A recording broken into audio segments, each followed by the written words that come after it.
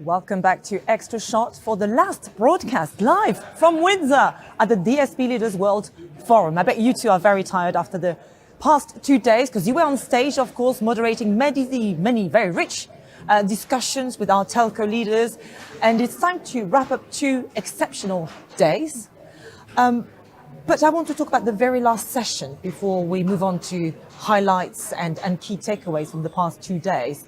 The last session was dedicated to focusing on the customer.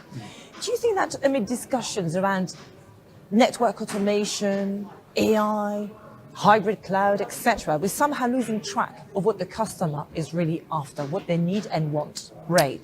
Well, yeah, I mean, and I think that this industry is quite guilty of that in general. And what we tried to do this year was make a conscious effort while having those discussions to always try and swing it back to the customer and remind everybody that we were going to have a session at the end that was devoted to the customer needs and customer requirements.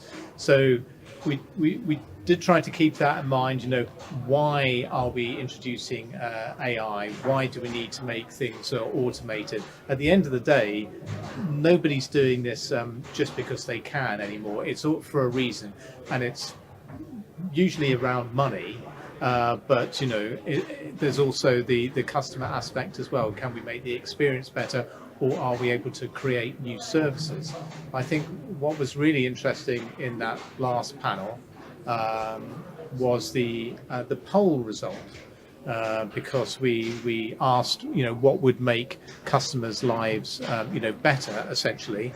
And one of the 3 options was lower prices. And I was sure that that was going to be the most popular answer. And it was by far the least popular answer. Having personalized services and a better interaction, a better engagement with the service provider far outshone the lower prices. So it just goes to show that if you want to retain customers and be able to do more business with them, treating them better and delivering to them what they actually need, that is the answer. This industry knows that, but it very rarely acts on it. And I think that is the problem the industry faces, right? Yeah, absolutely. And like you, I was very surprised at that result. But I wonder if we'd only asked consumers, people outside of the industry, I wonder if they would have said, yeah, lower prices. But the reality is, no, it's a better experience. And we hear about this so often, but you feel that not a lot's been done for it. So as Ray said, we made sure we tried to get the focus on the customer throughout the sessions for both days. It was very important. I was not surprised by the results of the survey because you've actually mentioned the word experience, and let's face it, we are moving towards an experience-based economy, aren't we? And I think that, especially amongst the younger generation, I'm the mother of teenage boys, so I know that they would be ready to pay more for that personalized experience and, of course, for always greater, better connectivity, of course. So let's go back to the discussions we've been having here for the past 2 days. What really sticks with you in terms of the key messaging? How much have they changed compared to last year or the previous years? Last year, for instance, I remember we talked a lot around on topics linked to sustainability and skills, for instance. We still did this year, of course, but maybe not so much. We talked about AI, of course, a lot, because everyone's talking about AI, let's face it. So share your key takeaways and the highlights from your perspective. Okay. You'll always have topics of the day, and then there'll always be trends, and it'll be every year there'll be a new trend. I'm pleased that it felt to me there was more in-depth and open discussion and a willingness to really tell as close to the truth as these guys are probably going to go, and that was really refreshing. I mean, we tagged this event "Unleashing the Digital Services Opportunity." There's been a few jokes about unleashing, but the message is very clear there. It's about services, because that's what the customers want to. That's what they're after. The services. The customers need the services, so everything's got to tie back in. So I was very pleased that all the discussions focused in on that to a greater extent than perhaps we've seen before. Yeah, and we did ask the speakers, the co-hosts, and the panelists to bring a reality check and not just be coming with, corporate messages. And it helps that we at this event that we don't have, just pure slideware and vendor presentations. Not to do the vendors down, but people see that as other events. They just want to hear the what's really going on in the industry. And actually, I think more than ever before, the speakers and the co-hosts did bring that too. And I think that was really shown in the first session today on network APIs. And Laurent Leboucher from Orange was the co-host, and he steamed straight in with essentially he said, we've buggered up in the past and we need to make sure we don't do it again. We don't know how this is going to play out. How often do we hear people saying that? Never. But we're going to give it a go. Okay, yeah, this is really what's happening, not somebody going, this is definitely going to work, everybody wants it, and we're going to make a whole load of money out of it.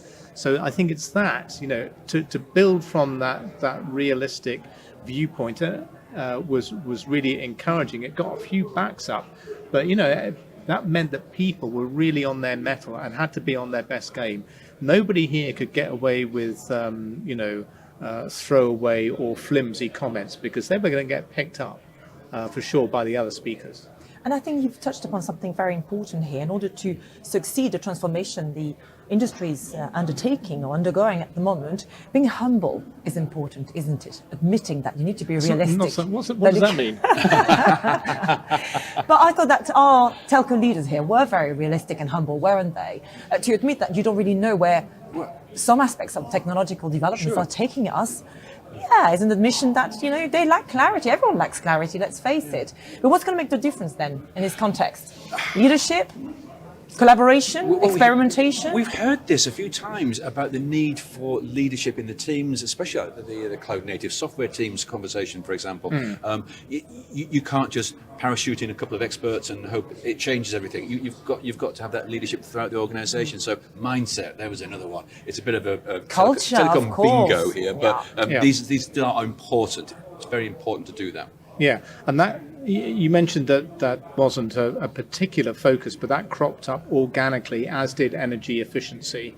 So these things, and security did as well. So we didn't have particular sessions on those topics, but they cropped up time and time again, I think, to show that it's not all about AI, that these topics that were really high profile last year, they haven't gone away. They're now becoming part of every conversation.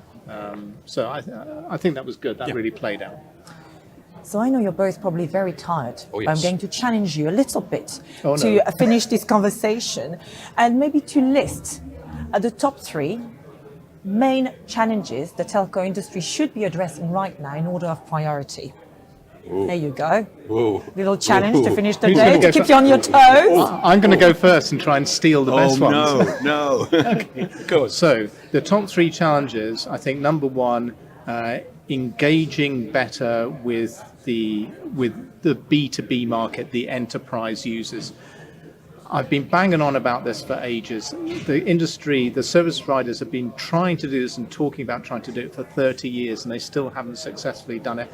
But if they don't do it, then they really do face an existential crisis, because that's where a lot of the money that currently isn't coming in, that's where it sits. So they have to deal with that. They have to come up. Oh, okay. Did Ray steal your answer? That's point 1. Okay, so Ray gambled on going first for the easy one, but that means he's going to go last for the hard one. So I get really. I love the competition between you, by the way. So it's number 2. Number 2. Oh, 3 between us. I got. Okay, we can make it that way. Yeah. Number 2 is don't innovate for technology's sake. Don't just follow the technology. Think about the end product, the services, the need of the customer. Think about giving a solution to an existing problem, I guess. I think a lot of the leaders on stage actually mentioned that, starting from a solution rather than, just trying something fun for the sake of it. Yeah, and that comes back to that enterprise thing. And I think thirdly then, and this, as you already pointed out, cropped up last year, it's about the skills thing. And it cropped up again this year about, how does this industry present itself potentially to the people that might come and work in it. And I can't remember who it was earlier said, if you said to somebody coming out of university or even school, we've got this problem of massive amount of, of streaming data that we need to deal with, come and help us, make it better and improve streaming experiences, people would jump at that. But if you said to them, do you want to come and work for a telecom company, they wouldn't even give you the time of day. So I think, repositioning and representing the industry to, the kind of people that are looking for jobs in AI and still at the hyperscalers and still at the big tech companies, to attract them into the industry, that is it's a big challenge, but ultra important. No more challenges, but maybe as a final word, a conclusion. Why do you want the forum to retain its intimacy? It's quite a small gathering, isn't it? And it's important, isn't it, to create that safe space for people to have real open conversations, because you mentioned that a lot of people were watching us online. But that doesn't mean that you're necessarily going to open the doors to absolutely everyone to join us, or will you in the future? I mean, how do you think the forum is going to evolve going forward? I think we have the best of both worlds here. We can reach a global audience from the live streaming, and they can listen and take in what's been said on the sessions. But if you really want to participate or quiz the guests here and participate fully, you've got to be here. But by keeping it small, as you say, it's intimate. It's a nicer feeling. You don't feel lost. You feel your voice is important, and you're going to be heard. And it's a difficult balance. You don't want to go too big in person, otherwise it's a completely different feel to the event. But we can go bigger, and we should do, because there are still important elements, parts of the jigsaw puzzle of this industry that we don't have in this room. We don't have developers. We had hyperscalers this year, which is great, but we don't necessarily have big enterprises. So we can bring in more people, but not the thousands. I think that this small number in one setting, in one room, breaking out into streams, no thank you. No, this is all about making sure that everybody is focused. And I think the fact that we got to the end of 2 really intensive days, and there's still a lot of people here. Some people are still playing pinball. That's fantastic. This is what it's all about. This means that people are really engaged with what we're doing here. And we do actually hear it. People like the format, and they come back. So that's a vote of confidence. Very much so. There's a great, very friendly atmosphere here. You wanted to say? I would. Can I just say, thank you for all the work you do here with Extra Shots. My pleasure. And talking to all the guests and the team here, Louise and Phil behind the scenes, who are making all this work. It's appreciated. Absolutely, 100%. Great job. Yeah, I think that's very important indeed. Thank you to all the people at TelecomTV helping us, all the sponsors and partners, of course. Without whom this just wouldn't be happening, of course. Well, many thanks. You must be so tired after 2 days of intense conversations, but congratulations. I'm going to sleep in a pint of whiskey. Yeah, I think you well, you can. You can't sleep in the ground because we drunk the You have my blessing for sure. I mean, you've done a fantastic job here on stage, so, well done to both of you. Guy Daniels and Ray Lemaitre from TelecomTV. That's it from us at Extra Shot. Thank you for watching, and I wish you all the very best, of course.